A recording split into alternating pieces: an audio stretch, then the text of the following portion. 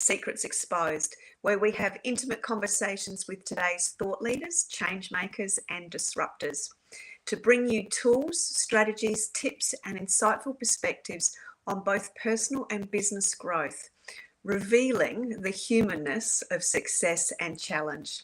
For those that are new to the show, I'm Sally A. Curtis. I'm a content repurposing whiz, and we work with brilliant individuals to help them leverage their content to engage their audience through the power of visual brand assets.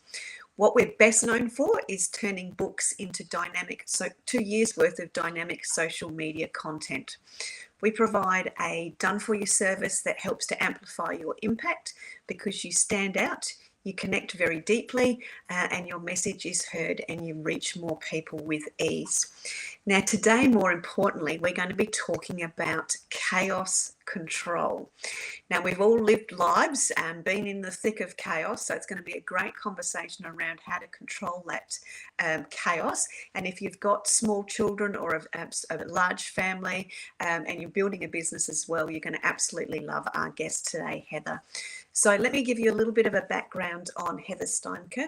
She's a productivity coach. She's a very busy mum of 3 children. She's the founder of a company called Chaos and Cookies, and it's all designed to help mums stop crumbling and obviously achieving all of the things that they want to do in their home life, but also in their business life as well. Previously, Heather used to help other businesses build 6 and 7 figure businesses, other women, and she's gone on to absolutely do that for herself. It's designed to help, as I said, control that chaos. She's got a great system around that she's built for herself and others.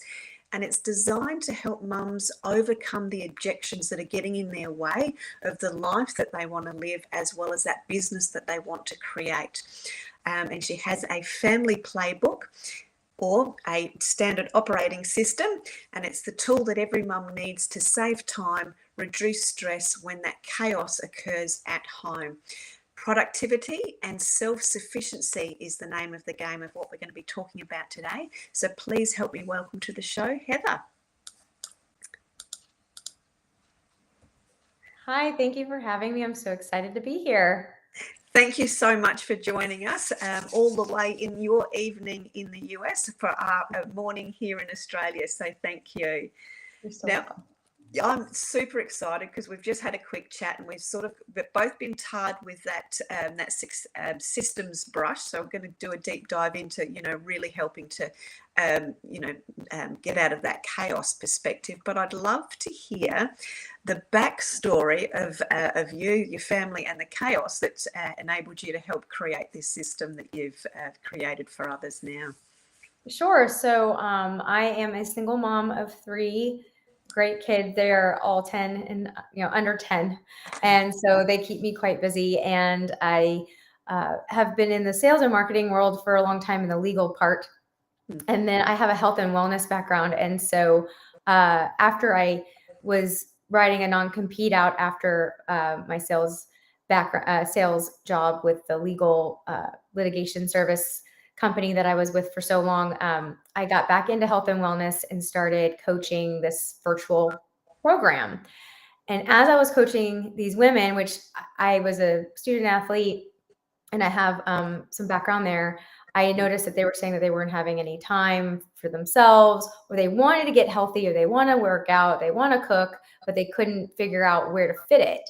And so I created Chaos and Cookies to complement that weight loss coaching business.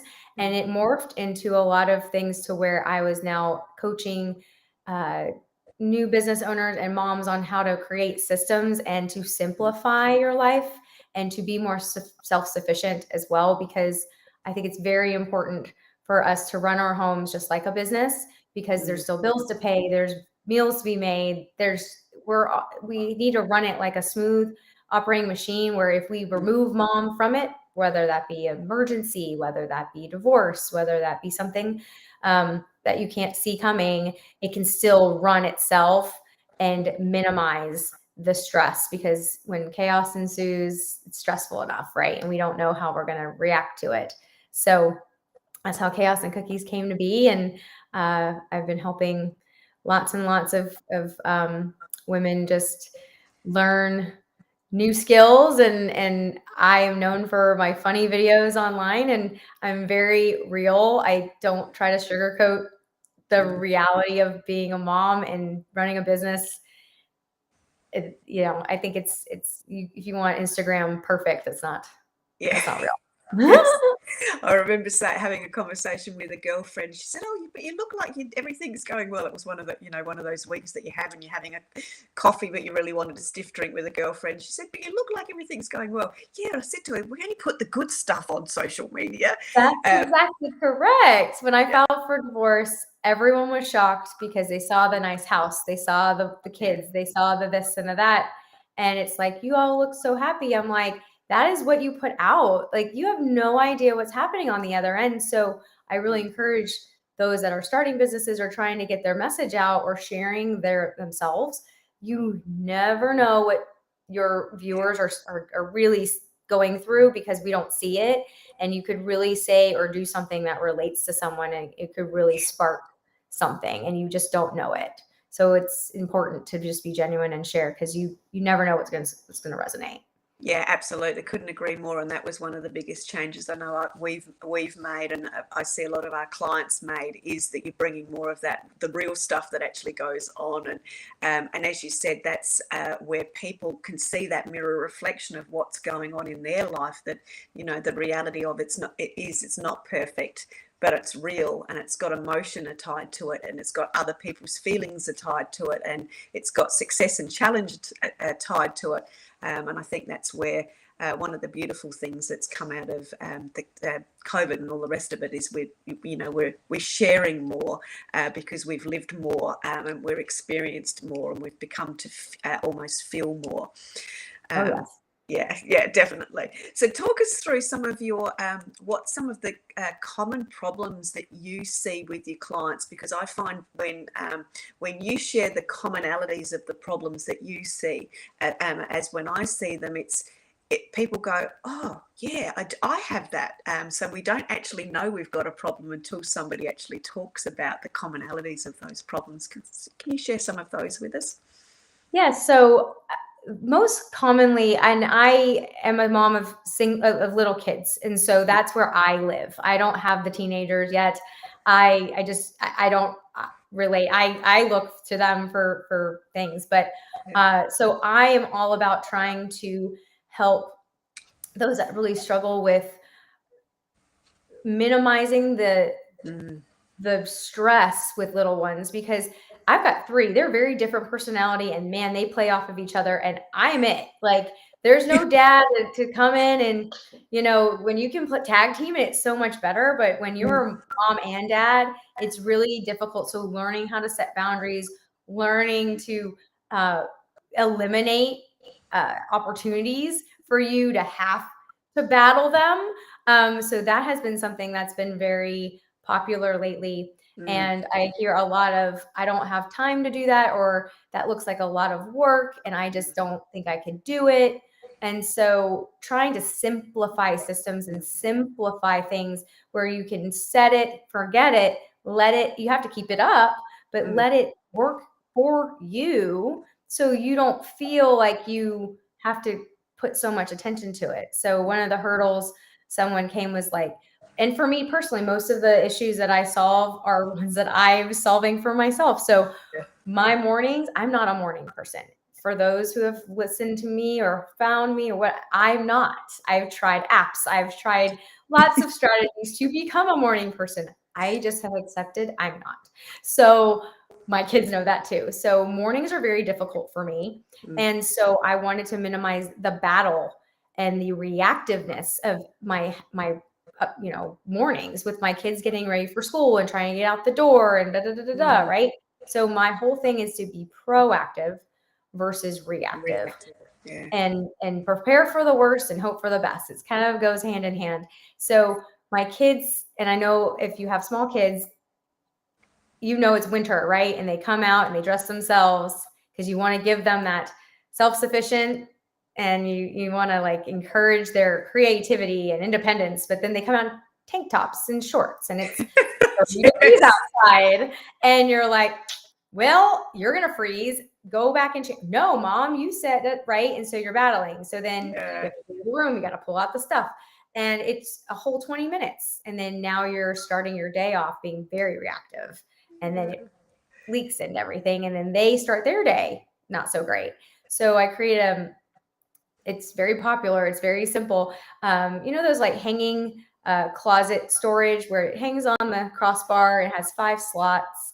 I implemented that with all 3 of my kids. And so on Sundays or maybe Fridays, if I have help, I'll set out their week, Monday, Tuesday, Wednesday, Thursday, Friday, look ahead at the weather, look ahead if there's crazy sock day, if they need extra something, whatever. And you put it in there. So then they can go and get what they need for the day. So they feel like they have some responsibility, but you know what they're putting on.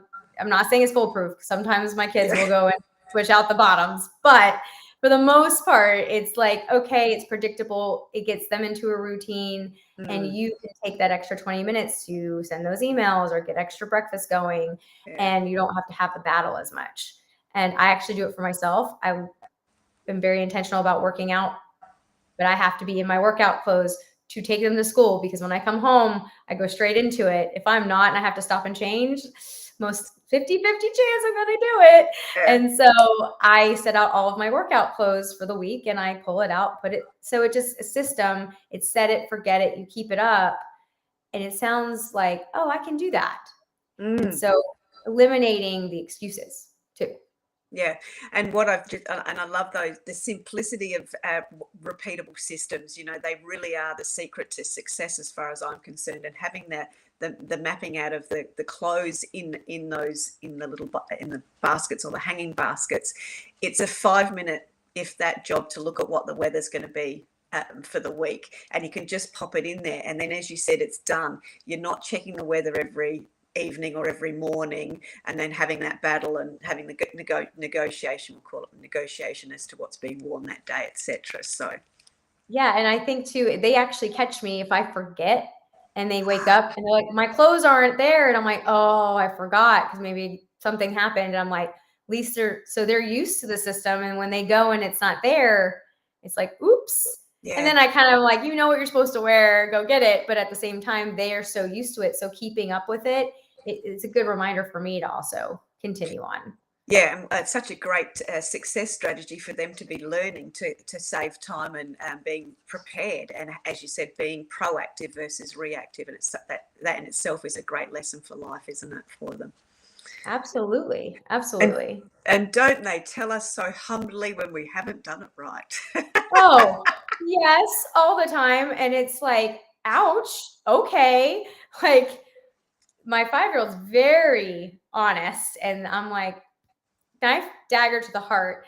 But it's very, wouldn't it be nice if adults were like that sometimes, just straight to the point? You don't have to guess. You don't have to just pussyfoot around it. You just get right to it. Yep. You know where you stand. Yep. Yep. Kids are brutally honest. I love it. Yes. They are. And something else that I've helped with, I've learned how to cook over the years.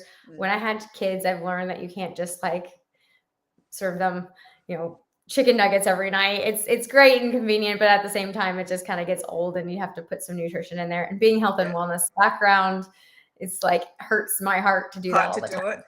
Yeah. And for the other side of things, if you're on a budget or you're trying to really be more intentional with your meals with your family, and you want to sit down and have family meals, but all the time, if you go, how many times have you gone to the kitchen to go make something? You go to the pantry, then you go to the fridge, and you go back to the pantry, and then you find out, you get to the step in the recipe book, and you're like, I thought I'm missing something. This ingredient, and I totally don't. And now what? So your plan's ruined. You're being reactive.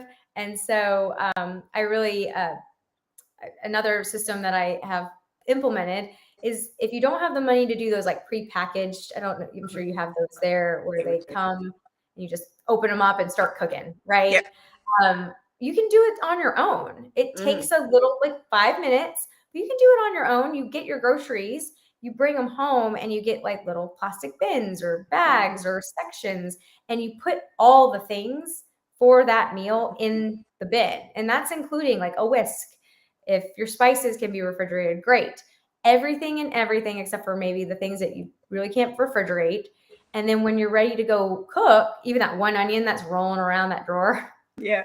Like, why did I buy that onion? Oh, I never got to it. Now it's bad. And then you waste food, whatever, or your kids eat everything. At least it takes it out of the mix where your kids can't go snack on it. That happens a lot too, where I go, I'm like, what was for dinner? Oops.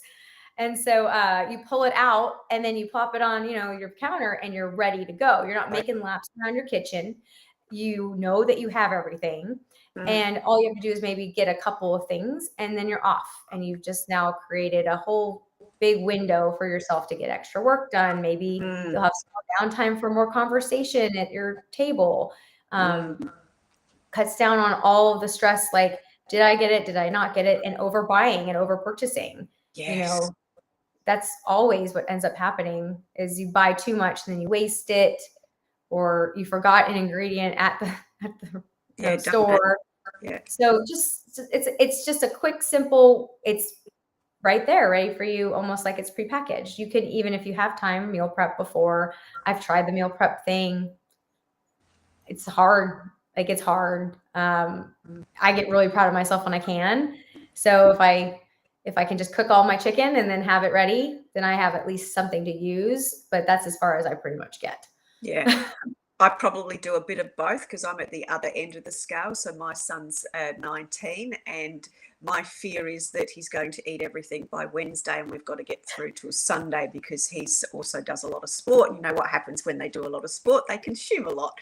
And he's just said to me this morning, what's for lunch? I said, have you actually looked in the fridge this morning? And he went, have I eaten it all again? I went, yeah. And I'm a Sunday, I love doing a Sunday cook up, getting a whole lot of stuff prepared, mainly our lunches because we both work from home and he's at uni, just so we've got nutritious, proper food instead of that sort of, what I wouldn't call, proper, we'll just call it proper food and those sorts of things. So yeah, proper food. So I love to do a bit of pre-prep, but my system is just what am I going to eat? What are we going to eat for the week? So we've got all that mapped out.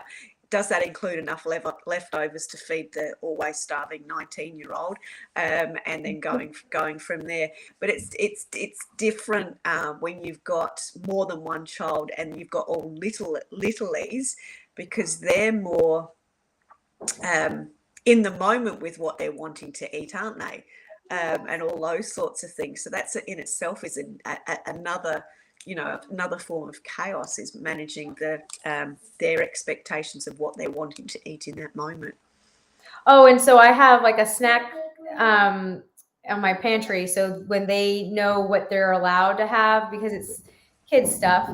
I mean, I would say like the 19-year-old eats you out of house and home. When I buy groceries, I buy now double just because I know that my son's going to eat all the apples in one sitting. And it's like, I just bought those 4 lunches this week and now I don't have them. Yes. And now it's like, well, buy more. It's like, you have no concept of money yet. Like, no, like that was not the purpose. Or he leaves like 2 slices. It's like, oh yeah. But they are snackers. I try to keep it clean. And then you're just like, sometimes you're just like, well, it's breakfast for dinner because that's all I got. That's what it is. Yeah. And I'm really proud. I made like overnight oats this week and I did all the things and they're in there. And then I have a hard time of stopping what I'm doing to go and take a break and eat. Like I'll go through the day and I'm like, did I eat today? Probably not. And then I'm hangry at the end of the day. So setting alarms is really important too. Just for that, I set an alarm just to wind down from work. Like, hey, 15 more minutes, start wrapping it up. I set an alarm for like when I pick up my kids. There's my kids knocking at my door because they don't understand that no means no. Why do you have a sign on your door? I'm like, can you not hear me talking to someone right now? Yeah. And so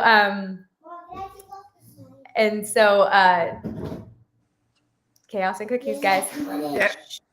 And so basically Got in. Yeah, can you go? Let me finish. So why did you put a sign? I put a sign because that's Yeah. what we're supposed to be doing. They have their own. Yeah, sorry guys. So Totally fine. okay. So oh my gosh, what was I saying about I lost my track. I really thought they'd stay upstairs. That's all right. That's beautiful children and their curiosity.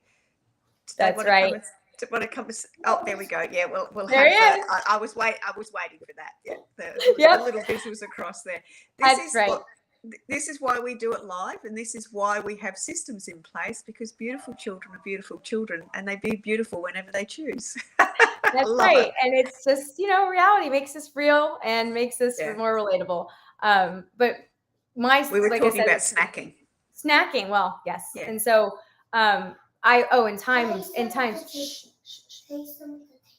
Yes, go use tape. And I do yes. Great, go do yes. Where is the tape? In the drawer in the kitchen. So I set times for myself to pick my kids up from school too. And I never want to be that mom that forgets kids. So I will set an alarm at 2:30 just so I know whatever I'm doing, I need to wrap up. It's a really good way to create little reminders for yourself. Sometimes it's just set an alarm, just take a break or use the bathroom or get some water. Everything's at our fingertips now. So utilize it. Yeah, I was just going to say, and that's the way you can simplify. You don't need to make it overcomplicated, but there is those simple tools. For me, it's been calendar management, diary management rules my life. But I always also have those alarms. Have you done this? Have you done that? And I absolutely had to do that when Rory was little, because I did leave him leave him at school a little bit longer, and I got did you forget me? And I went, yeah. And so mom guilt just comes rolling in, and then you end up trying to make up for it, and then it's a whole thing, right? It's the one fear I have is forgetting or losing track of my time. I even set an alarm right before I hopped on here, and I said, I'm gonna go put some eyeliner on and get logged in, and because I'll get sucked into my kids after in the evening.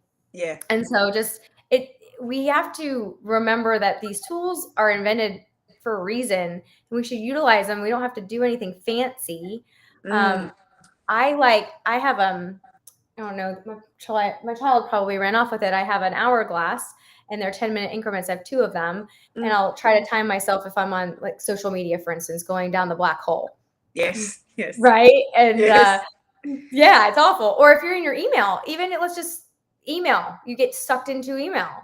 I set myself some time where it's okay, this is the time I've time blocked off. And so I visually can see it, and I'm not using my phone, because what's so easy to do these days is push the snooze button, push the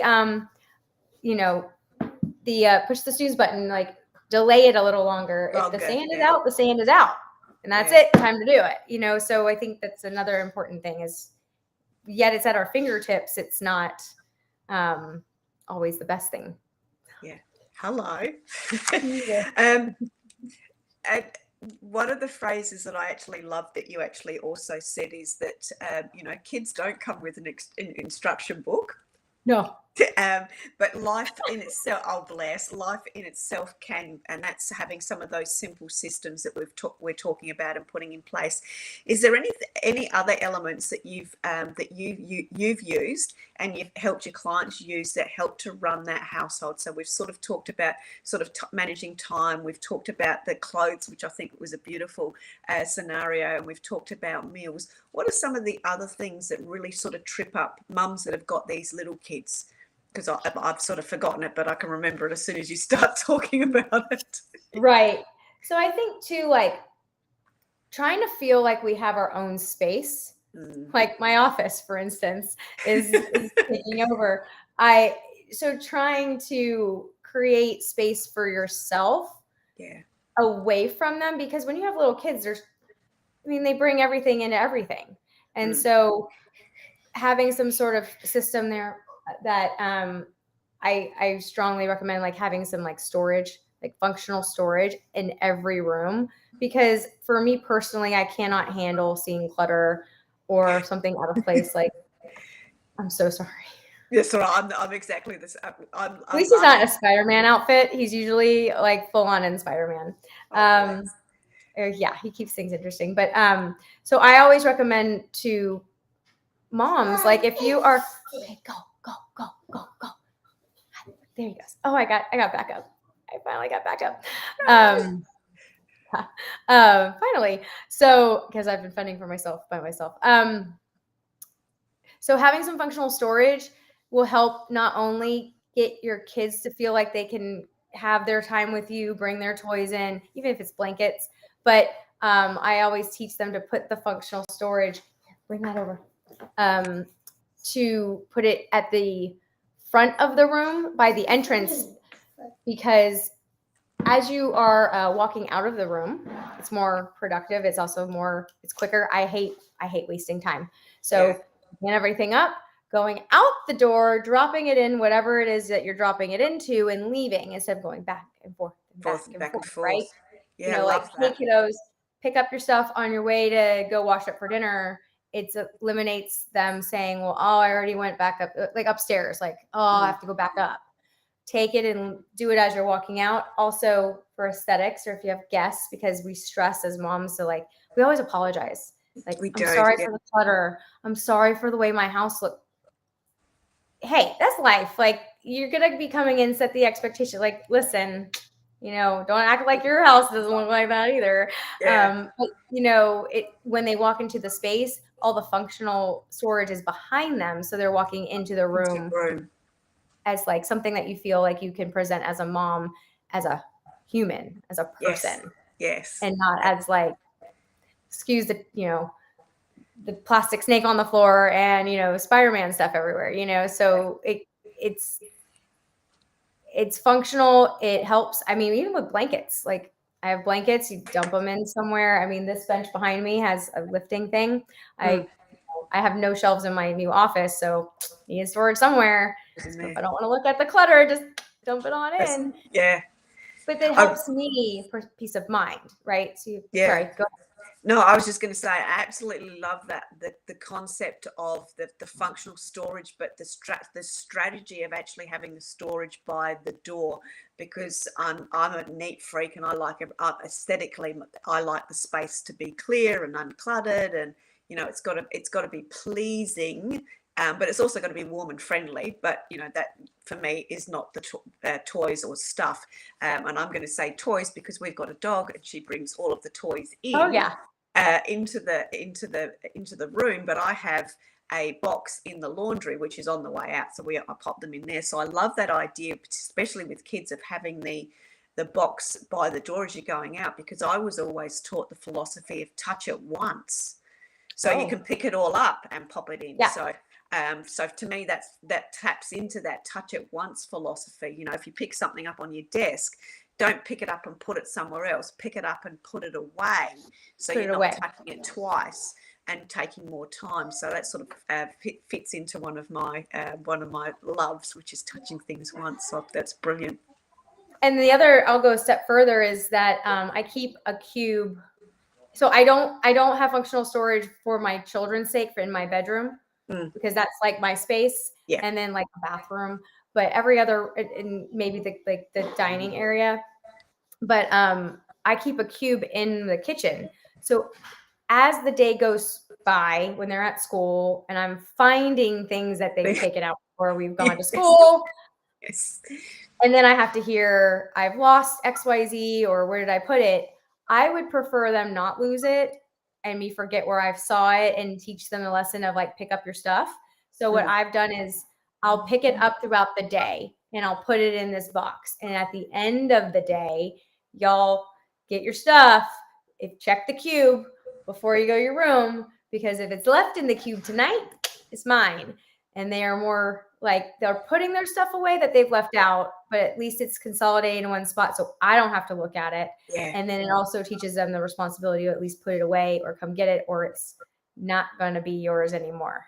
Yeah, and that's a different version of self-sufficiency, which will show them well as they become older children, and then into the adults side of things as well. You do it with your spouse too. You leave the stuff around. You just put it away. This is your stuff, babe. here you go. It's going to go away if you don't go put it, I'm not your maid, Yeah. Yeah. Love it. Absolutely love it.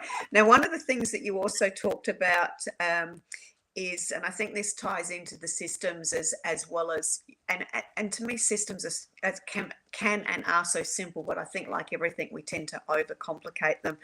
But you also have talked about, the mum is a role we play versus the definition of who we are. And I think it's under, as you said, our children have all got different personalities. We've got our own quirks, etc. So how do you effervesce more of all of that and play the role of a mother versus it being the defining, definitive thing that we are?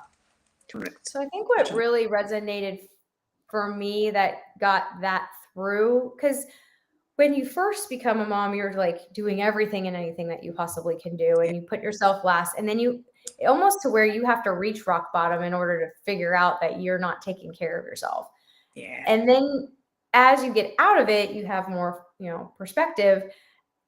And I feel like this goes for a lot of different factors of my life personally, is I'm setting an example for them. They watch and see and hear everything. Things you think you're hiding from them, they're not dumb. And I've got little ones, and I'm learning that they've seen and heard things that I never thought they would. And I thought I was like shielding them from, and nope. And they just see it in their own way. And so a few years ago, it's like, I am responsible for their environment. Their children, they don't get to pick where they live, how they live. That is our responsibility. And so if something's happening that we don't like, it's only going to change if we do it and be consistent and actually commit to making the change. It's not going to do it for you, and they're not going to do it unless it's way too old, and then they're going to have all these issues, and then they're going to run away from home and not want to come back. So it's goes hand in hand with environment, habits, watching things that you're doing. So if you are telling them something and you're not doing it, then they're going to be like, well, if you're not doing it, why would I? So you have to practice what you preach. And really, so if we say, take a break, it's better for you, or take care of yourself, or, whatever it is, you have to do it too, because the car's not going to drive itself. So it's like, if you want to be your best, then you need to show that you can say no. You don't have to say yes to your kids all the time, and to say, or say, they're like, right now it's kind of a bad example, but it's the end of their day and they're having a rough one. But other than that, it's like, if you see my doors close, that's a boundary. I tried the sign thing from my friendly Aussie interview a few hours ago. It worked for her kids, and they're the same age. Clearly didn't work for mine. And he just ripped it off and walked in. And so just setting those boundaries and expectations, because also sticking with it. So I've been trying to take my watch and my phone and put it away, so I'm intentional with my kids, so they're not seeing me on my phone and not feel like, right? It's little things, and they watch it. And so being a mom also includes you being you, because we're only a mom for like 18 years. When it comes to caring for them, because once they're 18, they can do what they want. They might still live with you, but they're adults. So what happens to us when that happens? Like, we're still mom, but we're still us. And now we've lost lost Heather, right? So why are we going to wait 18 years to get to do Heather's stuff when I'm older, I'm tired, you know what I mean? Probably, grumpy, and you have a different filter of the world. So it's important to remember that I like to go to the movies. I make it, that didn't change because I became a mom. I might not be able to do it as often, but I still have the same, like, maybe they've changed a little bit, but I like to do things still. Maybe you like to go to concerts. Maybe you like rock music. Make an intention to go once a year, or make plans and keep those schedules for yourself, because if you're not, you'll feel like you're losing yourself. And you've just used the word keep those schedules for yourself, but I'm going to phrase it this way, because somebody said it this way to me the other day, and was keep those promises to yourself. Because though they're often, as you've said, I love movies as well, you know, and going out in nature and all those sorts of things. They become our fuel for our continued joy. That's where our discovery comes from. That's where our inspiration comes from, in our space. So like anything, it comes back to the, you know, good old calendar, you know, putting things in your calendar, but it's keeping those promises to yourself. And again, I suppose that's another form of leadership, of, you know, helping our children understand that, you know, we are as important as everybody else around us, and teaching them that as well, that by taking that self-care and keeping our promises to ourselves as well, about, you know, taking our time out and going to the movies and those sorts of things. Yeah, it's important to show that you have a life outside of them. Like like they're your world, right? But they need to understand that there's other things that we have to do. And we can't just drop everything. And it's not that this is more important than you, but it's important to me, or it's necessary to, I don't know, pay the bills. Yeah.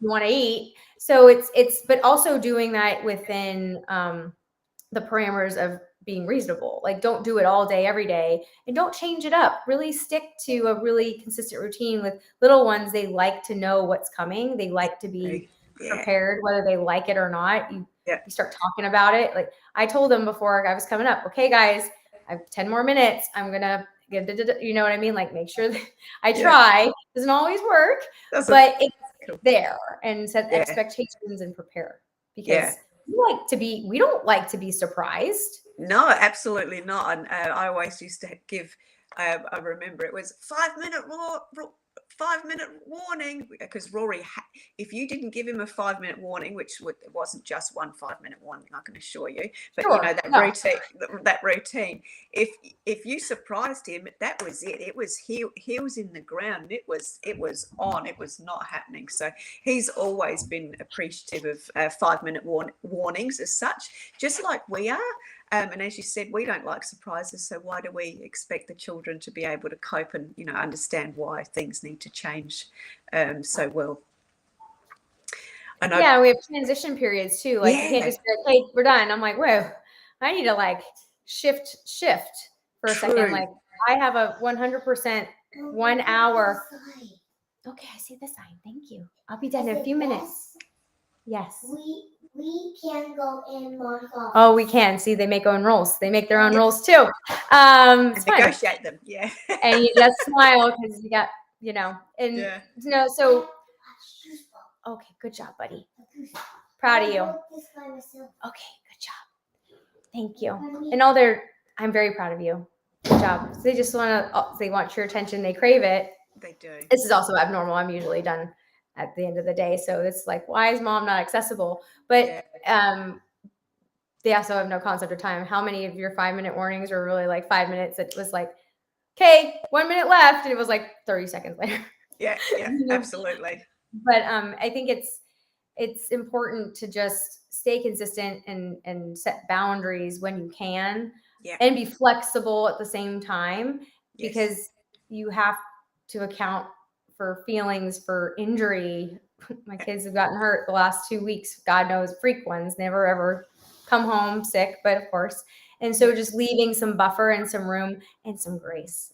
Like, give yourself grace, because just because something doesn't work the first time doesn't mean it's not going to work again. Or maybe you need to change how you're trying it, just because, like, the systems I've shared, like, if it doesn't work exactly like that for you, take the concept and make it your own. My perfect way of doing it works perfectly for me. That does not mean that it has to look like that for you, because I don't know what's happening in your life. You might have a night job and you sleep during the day. Like, who knows? But if you can find something that works and at least have a little bit of a start, I think that's really important. Because Sally and Jenny, their lives are different than mine. And so whatever works for me, it doesn't make my way worse or better. It's just my way. And that's what we need to remember, is to normalize the different. Yeah, well said.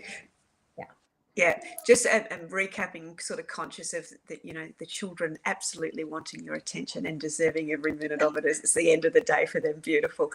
So from a recapping point of view, I'd really like to just sort of recap and come back and recap from the word that you've used, which is great, which is that word grace, which was something that I always, when I was a mum, aspired to, and I didn't feel like I got there because I was always sort of reactive and all those doing things. But when you find that the grace within it, it does create a very different feel of ease in there. And I think some of the elements from that are definitely creating simple systems, but also the consistency of those sorts of things, and the grace in acknowledging that that systems are not cardboard cutouts that are designed for anybody and everybody. Systems are designed as a suggestion for you to carve your own version of that out. So just as a recapping, you've also talked about a lot of the systems that you've put in place, as well as the ways in which you've gained extra hours. Is there anything additional that you want to share as it relates to that? You've covered off the food. We talked about the clothing, which I loved. We've talked about the Clutter. the clutter and the box at the door, which was a great place to pop it. I can really see well that'll work for the fur baby version now. Yeah. And all those sorts of things. And obviously those all contribute to those incremental, I'm going to say, stealing back of time to give yourself space. And by giving yourself space, to me, that's where the grace is. But I'd love to hear your take on sort of wrapping it up and closing it off from there. Yeah, of course. Yeah. So I feel like it's super important that if you're going to start trying new things or you want to make a change, there's probably a bunch of changes you want to make, right? I want this, I want that. I want to be healthier. I want to work out more. I want to have more self-care. I want to, whatever. I want to go to bed earlier.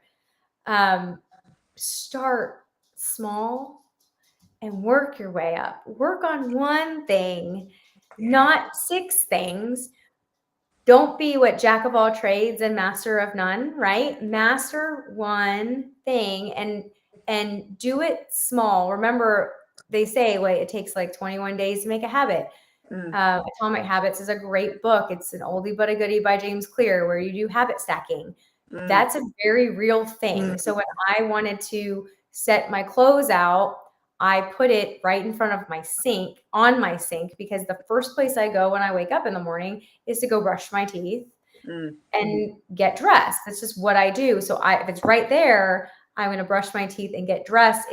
So habits, the teeth. The new thing is putting my really tight yoga pants on. Who wants to wear that first thing in the morning? Ugh. So it forces me to be like, let's go work out so I can get them off. And so, squeeze them in. I'm like, oh my gosh. And so then go and, do my morning routine. I put that little change right after this just becomes automatic. And so just once you've done that, then you move to the next one. And if it doesn't work the first time, move it around a little bit. Don't be so rigid about the way you see it in your head or mind, but to be open to changing everything. And there's my dog. Yeah, and making it work for you, and sort of bringing it into your life in a way that rolls out for you, and that putting your clothes in the most obvious spot, to me, is a way of stacking success. It's not putting it in a spot where you don't see it. It's putting right in your habit line of sight, so you can leverage off of that and turn that into something more, which is exactly what you were describing from there. And if you can't do it yourself, there's nothing wrong with delegating it out. Yeah. There's a reason why we bring people in to clean our house every other week. Because you can keep it up, but if you A, don't have the time, or B, have no desire to get and scrub, and you have the means to do it, bring someone in. It's okay. That's why they're there for you. Utilize those things. Yeah. And take advantage of that. Delegate it. Your taxes, all the things that you don't know how to do, we give to professionals. Same thing in our house, same thing in our business. Yeah. I couldn't manage my calendar for the longest time because I had too much going on with personal stuff. I had my assistant that was helping me more on my business. I was like, listen, I need some help managing my personal stuff. I need you to just do this, do that. It took away from what I needed her for, but this is when I needed her. And you delegate it out and you trust it that it's going to happen. And you know enough about it to where you can get by and know that it's so you can catch mistakes. But at the same time, if it's something you don't want to do, delegate it out. Yeah. There's a laundry service I might just try. I hate laundry. I hate it so much. And someone just told me the other day about this one that they're using. I'm like, might just try it when I get behind. Yeah. Just never know. Don't know. Don't know if you don't try. And I think that's the motto of, creating simple success systems is if you don't know unless you try, and trying's the first way of stacking that success and creating things to be much more simpler in your life. And how is the best way for our audience to check in with you, find out a little bit more about your, you called it I'm going to call it the instruction book, but your family operating manual and all those sorts of tools that you can actually equip people with to build that life and build that business that you're wanting to build. What's the best way for people to reach out and get in contact with you? So I have my website, which is chaosandcookies.com. It's just with the N. The other one, if you go to Chaos and Cookies, it is a bakery. It's not me. And also, I have a podcast that every week there's new episodes coming out. It's the Chaos and Cookies podcast. Again, you can find it on my website, and I'm on Instagram, TikTok, and Facebook. And it's under Heather Greco. I've just recently changed my name because of the divorce. So it's an easier thing to say. Not a lot of people have seen it yet. So, it's coming. It's kind of mixed out there. And so you can find me under both names. And I encourage you guys to reach out if there's something you need help with, or if you have a tip, grab it. I grabbed tips when I was moving. I saw some. I was like, ooh, I'm going to try it. Share it. I'm very open. Obviously, I mean, there's no hiding, and I think that's it's okay. You also have to, it took a long time to get like that. So all the platforms, and please reach out and listen to the podcast and listen to Sally's show. Thank you. So thank you very much there, Heather. So we've got the website going across the ticker. This will obviously be also available. So you've got the website, know where to go to on our social media platforms as well. You will get the opportunity to see this as the podcast coming up, and of course it'll go onto this onto Everyday Women's Network as well. So a great opportunity for people to learn a little bit more, understand that chaos ensues around us all the time, and that we can put simple systems in place to coordinate, corral, and organize. And sometimes it just comes into challenges as well, and then we can be graceful and move and flow through that, just as we have done today, which has just been absolutely beautiful to witness. So thank you very, very much. And might I add, obviously the system of a sign didn't work. I tried it clearly. So I will go and I will tweak and figure out a new one. So again, you can try it. If it doesn't work, it's okay. Yeah, absolutely brilliant. And that is the whole premise of the Success Secrets Exposed show, is that success is trial and error. It's often failure, success, failure, success, failure. And it is that, it's ever effervescing. It's where we learn our lessons. It's where we learn our tweakability, our flexibility, and the way in which we adapt to create the life that we want to carve out for ourselves. So Heather, thank you very, very much for sharing with us today and being so real, which was part of the conversation we had at the very beginning. So I appreciate every minute of that. And do give your children a big hug for being rock stars anyway. And because they came and said hello, that was just beautiful. So thank you very, very much. Appreciate it. Oh, thank you for having me. And they're the best. So I can't get too upset with them. Oh, absolutely not. No, absolutely no. Too dress. That's all I got to say. At least you dress. Yes, that's so true. Yeah, absolutely brilliant. So thank you, everyone. We look forward to seeing you next episode on the Success Secrets, I suppose. And next episode is called Success Without Sacrifice. Advancing your career without sacrificing your personal life. So it's going to be a beautiful add-on to the conversation we've had today. So thank you very, very much, Heather. Enjoy your evening with your children. I dare say you're going to be absolutely swamped in hugs and kisses, because I want to know where you've been missing in action for the time that you have with me today. So thank you. You're very welcome. Thank you for having me. This is really fun. Yeah, thank you. Take care. You have an awesome evening.